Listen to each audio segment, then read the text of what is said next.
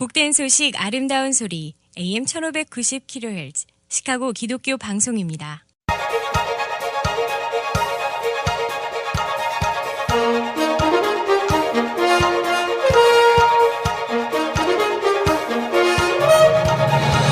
김정일 해설위원의 시사 해설.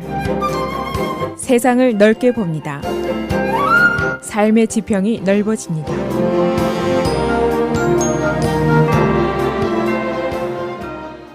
시사 해설입니다. 트럼프 대통령이 어젯밤에 아프가니스탄 전쟁에 대한 새로운 플랜을 밝혔습니다. 한마디로 그것은 병력 증파입니다. 확실한 병력 증파의 숫자는 밝히지 않았지만 최소한도 수천 명 정도가 증파될 것으로 보입니다. 지금까지 트럼프 대통령은 아프가니스탄 전쟁은 낭비고 철군을 빨리 해야 한다는 주장을 거듭거듭 해왔었습니다. 그리고 그의 American Force 정책은 외국에서의 군사 행동을 줄이겠다는 것인데, 그러나 그의 새 계획은 정반대의 방향으로 가고 있습니다. 어떤 의미냐? 그가 아프가니스탄의 그 무거운 현실을 이제야 깨닫기 시작했다는 것이고, 또 아프가니스탄에서의 승리 또는 철군이 현실적으로 매우 어렵다는 것을 증명한 사건이라고 볼 수가 있습니다. 아프가니스탄이라는 것이 원래 그런 것입니다. 역사적으로 보면은 고대의 알렉산더 대왕이 쳐들어갔다가 낭패를 당했었습니다. 징기스칸도 쳐들어갔다가 손을 들고 나왔고, 모슬렘 아랍들도 수차례 공격을 했었고, 영국도 들어갔었고, 또 소련도 들어갔었고, 그러나 모두 손을 들고 나온 것이 바로 여기입니다. 지금은 인류 역사상 최강의 군대를 가지고 있다는 미국이 장장 16년이나 전쟁을 벌였지만 아직도 끝이 보이지 않는 것이 바로 이 아프가니스탄입니다.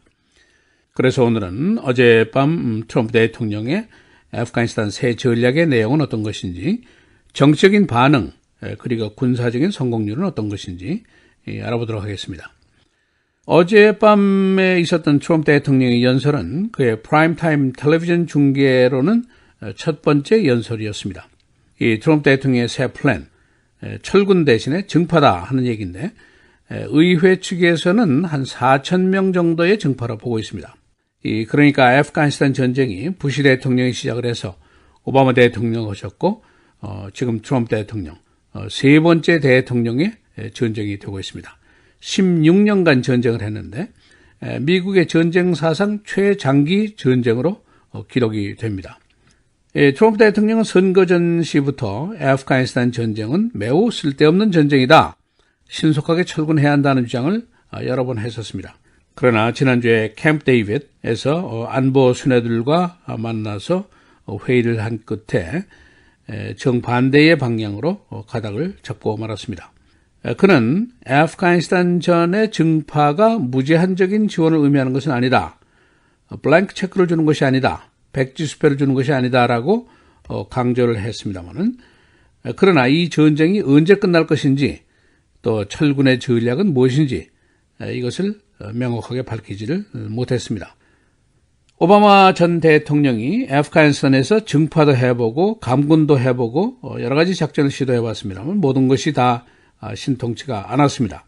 그래서 결과적으로 군대 숫자를 줄이고 아프가니스탄 군대에 대한 훈련 또는 고문 역할에만 제한한다, 이렇게 되고 이제 대통령을 끝냈는데, 그러나 그 이후에 교착 상태가 계속이 되다가 트럼프가 들어선 이후에 사정이 좀 더 악화가 됐습니다. 탈레반이 나서고 알카에다 그리고 아이시스 또 기타 여러 무장 세력들의 공세가 더 강력해졌고, 아프가니스탄이 다시 옛날 시절로 돌아가는 것 같은 감, 다시 말해서 무법지대가 되고 테러리스트의 보호지역으로 변하고 말았습니다.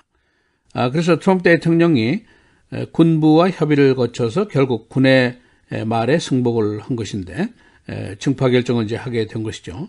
현재 미군 병력이 한 8,500명 정도 있습니다. 그런데 여기다 이제 한 4,000명 정도를 더 증파할 것으로 알려지고 있는데, 이렇게 되면 군 지휘관들의 입장에서는 현재 교착 상태를 깰 수 있을 것이다 라고 판단하고 있습니다. 결국 트럼프 대통령의 결정은 American First 정책에서 후퇴를 해서 아프가니스탄 증파로 방향을 전환했다라고 볼 수가 있습니다. 그러나 그렇게 한다고 하더라도 문제가 그렇게 간단치 않을 것이다 하는 예상이 지배적입니다. 이 트럼프 대통령의 결정, 그 내용을 요약하면은 이런 정도입니다. 첫째는 군대를 증파하겠다는 것이죠. 트럼프 대통령이 군대 규모라든가 작전 계획은 발표를 하지 않았습니다. 현지의 상황이 앞으로의 전략을 좌우할 것이다. 여기까지만 얘기를 했습니다. 그러니까 인위적인 철군 계획 같은 것은 상대방이 알도록 얘기를 하지 않는다 하는 것이 그의 방침입니다. 이 증파된 병력이 두 가지 일을 하게 되는데, 하나는 대테러전 업무에 투입이 되고 또 한 가지는 아프가니스탄 군대 훈련에 들어가게 됩니다. 두 번째는 펜타곤에게 더 큰 자치권을 부여하겠다는 겁니다. 오바마 대통령 당시에는 미군의 공격 작전에 제한을 두었습니다. 그러나 트럼프는 현지 사령관에게 자율권을 더 부여하게 하겠다. 다시 말해서 공격 작전을 펴도 무방하다 하는 얘기를 하고 있습니다. 그 다음에 정치적인 해법을 추구하겠다는 건데, 탈레반을 협상 테이블로 끌어들여서 정치적인 협상을 추진하겠다. 이것은 오바마 대통령도 과거에 한 얘기지만은, 오바마의 전략과 차별점이 뭐냐? 오바마처럼 미리 계획을 말하지 않는 것이다. 이 정도만 얘기를 하고 있습니다. 군사적인 압력을 가하다 보면은 언젠가 정치적인 타결이 가능할 것이고, 그러나 아무도 언제 어떻게 할지는 모른다. 그런 얘기입니다. 그 다음에 파키스탄, 탈레반과 테러 그룹들이 이 아프가니스탄과 파키스탄 국경으로 대피를 합니다. 이 국경 지역이 바로 테러리스트들에게 세이프 헤븐, 안전지대 노릇을 하고 있는데, 트럼프 대통령은 파키스탄에게 미국이 원자금을 수백억 달러를 주고 있는데, 이것을 협상 지렛대로 사용을 하겠다는 겁니다. 파키스탄이 이들의 도피를 막아달라, 그런 압력을 주게 됩니다. 인도에게도 교육 상대국으로서의 역할을 부탁을 하겠다, 그런 얘기를 했습니다. 또 한 가지는 트럼프 대통령의 목표는 아프가니스탄에서의 승리다, 이것을 강조했습니다. 그러니까 일방적인 철군이 아니라 승리를 하겠다. 승리라는 것이 무엇을 의미하는가? 아이시스를 말살하고 알카에다를 분쇄하고 탈레반이 아프가니스탄 정권을 빼앗아서 다시 미국에 대한 테러 세력을 보호하는 것으로 하지 않게 하겠다, 이제 이겁니다. 그리고 지금 아프가니스탄을 건설해서 부패와 가난을 몰아내고 자립시킨다, 이런 전략은 이미 끝났다, 이것을 선언을 했습니다. 우리들은 테러리스트를 죽일 것이다, 이것이 그의 목표라고 어제 그 승리의 정의를 다시 내렸습니다. 트럼프 대통령이 어제 플랜 발표에는 당연히 정치적인 부담이 따라오게 되어 있습니다. 그가 한 말이 있는데, 선거전 당시에 미국이 이라크와 아프가니스탄과 그리고 미들이스트에서 전쟁을 해서 무려 6조 달러를 낭비를 했는데, 이 돈이면 미국을 2번 재건하고도 남을 수 있는 돈이다 하고 주장을 거듭했었습니다. 그래서 그의 American First의 배경이 바로 여기에 있는 겁니다. 그래서 여기에 동의한 시민들이 그에게 이제 표를 던지게 된 것인데, 그러나 현실은 별로 그렇지 않다 하는 것이 증명이 됐습니다. 이번 트럼프 대통령의 방향 전환은 펜타곤의 승리다라고 보는 시각이 많습니다. 짐 매리스 국방장관이라든가 H.R. 맥마스터 안보보좌관이라든가 같은 주장을 했습니다. 지금 신속하게 아프가니스탄에서 철군을 시키지 말아야 한다. 자칫하면 그 결과가 심각하게 될 것이다 하는 주장을 군부에서 계속했습니다. 펜타곤에서는 아프가니스탄은 일단 안정시키고 끝내지 않으면 다시 여기가 테러의 근거지가 되고 미국을 공격하는 테러리스트들의 작전 지점이 될 것이다, 그런 경고를 거듭했었습니다. 그러나 지금 4,000명의 증파로 이런 모든 문제가 해결될 것으로 믿는 사람은 많지가 않습니다.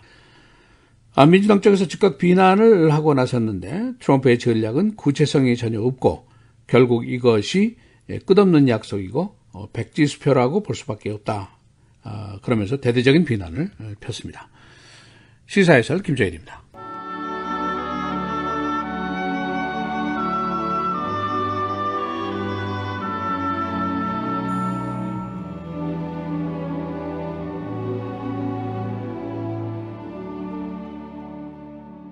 너희는 유혹의 욕심을 따라 썩어져가는 구습을 따르는 옛사람을 벗어버리고 오직 너희의 심령이 새롭게 되어 하나님을 따라 의와 진리의 거룩함으로 지으심을 받은 새 사람을 입으라.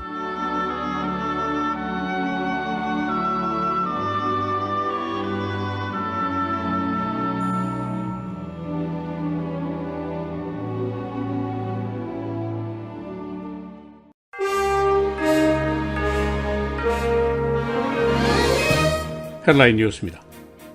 트럼프 대통령이 어젯밤에 아프가니스탄에 대한 병력 증파 결정을 발표했습니다. 그는 정확한 숫자는 밝히지 않았지만 의회 측에서는 증파의 규모가 4,000명 정도로 보고 있습니다. 현재 아프가니스탄에는 8,500명의 병력이 있습니다. 그의 이번 결정은 과거 아프가니스탄 철군 주장과 반대에 대한 방향입니다. 해군은 충돌 사고를 낸 존 맥케인 전함의 선체 내에서 사망한 수병의 일부를 발견했습니다. 해군은 실종된 수병들의 수색 작전을 펴왔었습니다. 존 맥케인은 싱가포르 부근 해역에서 상선과 충돌했는데 7함대 소속 전함의 충돌 사고가 벌써 두 번째입니다. 폴 라이언 하원 의장은 어제 트럼프 대통령이 샬럿스빌 사건 처리를 망쳤다고 비난했습니다. 그는 어제 한 타운홀 미팅에서 트럼프 대통령의 반응을 공개적으로 비난했습니다. 한편 니키 헤일리 유엔 대사는 어제 한 방송 인터뷰에서 우리에게 혐오는 설 자리가 없어져야 한다고 말했습니다. 한 판사가 자신을 저격한 용의자를 총으로 쏴서 절명케 했습니다. 오하이오 제퍼슨 카운티 법원 한 괴한이 이 판사에게 저격 스타일의 충격을 가했는데 이때 판사 자신과 옆에 있던 경찰이 응사해서 가해자가 사망했습니다. 타이거 우즈가 그의 나체 사진을 게재한 웹사이트를 제소하게 됩니다. 한 웹사이트는 우즈와 그의 과거 연인이었던 스키 선수 린지 밴의 나체 사진을 웹에 게재했었습니다. 이들은 2015년 이후에 결별한 사이입니다. 지난 주말 시카고의 총격 사건 63건의 사망자가 8명입니다. 금년 들어서 독립절 연휴를 제외하고 가장 많은 사건을 기록했습니다. 7월 4일 주말 102건, 메모리얼 데이 주말에는 52건이었습니다. 금년 들어서 시카고 시내의 총격 사건 2,435건을 기록하고 있습니다. 어제 구름이 낀 날씨에도 불구하고 수많은 사람들이 일식 열기에 빠져 있었습니다. 시카고 애들러스 천문대에 4만 5천 명이 모였고 카본데일에는 6만 명이 모였습니다. 시카고에는 어제 1시 20분경부터 약 87%의 해가 사라졌었습니다. 시카고 지역의 카딜러 정비사 파업이 4주째 접어들어가고 있습니다. 파업 중인 딜러는 140개, 지난 8월 1일부터 고객들이 불편을 겪고 있습니다. 날씨입니다. 오늘 맑고 흐리고 78도, 수요일 목요일 계속해서 맑습니다. 수요일의 최고는 75, 목요일은 70도입니다.